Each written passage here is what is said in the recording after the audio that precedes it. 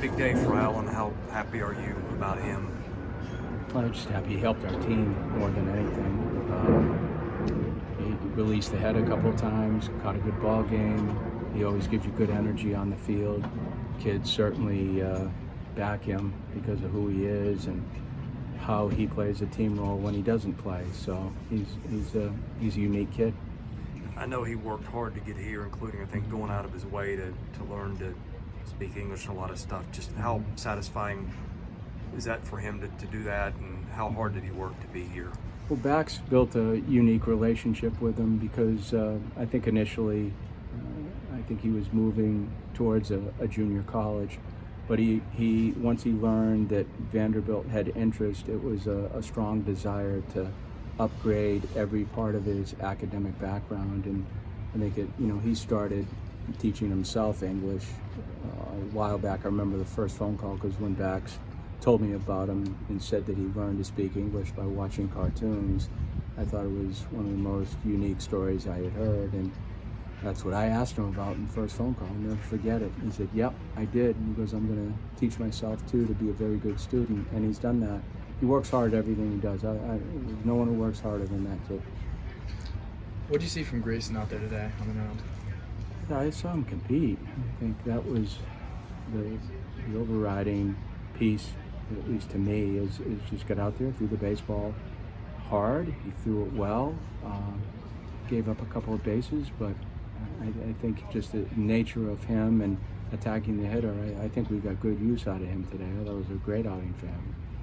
Yeah, I think he went fastball 28 of his first 30 pitches, something like that. Is that just such a dominating pitch? It's like, why work on anything else if you can blow that by hitters, or how do you think through the pitching plan there? Well, I think it's commanding the fastball. It's a heavy fastball, so it's tough to hit, but he also can throw a pretty good breaking ball, and he threw change several times today for strikes, so I thought he decelerated the ball pretty good, but I'm proud of him. He did a nice job. That was his first start. It goes a long way.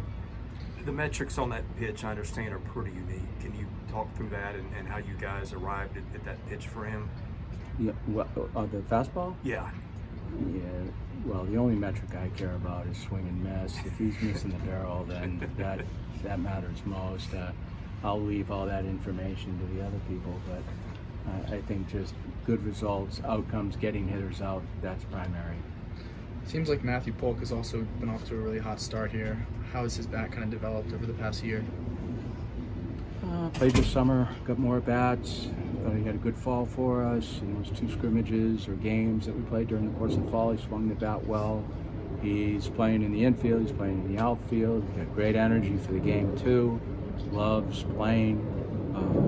He's kind of an energy kid that has a twitch in his bat. I mean, you look at him size-wise, but his barrel contact and how fast his barrel is through the zone is pretty impressive. So he's a good player. It seems like you've got one or two more bats than you've got room to play in the lineup. How nice of a luxury is that? How much competition does that create? Well, I just think from a team standpoint, that just needs to continue. Kids just need to continue to grow offensively. We're just beginning the season, and what I think is the best part of what we've done so far is just get to first base via walk or hit by pitch, and that's kind of been something that we've done more of. We've struck out less, we're putting the ball in play. I think that's important.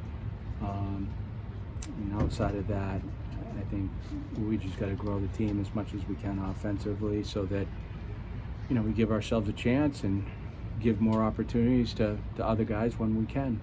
The competition's good. Competition's really good for our team. 5 games in 6 days, how satisfying is that to end that with giving up one run? Yes, and 7 innings. I mean, that helps you going into the weekend, so you reduce the pitches throughout our staff. I mean, you never know what can happen if you're playing 18 innings or more.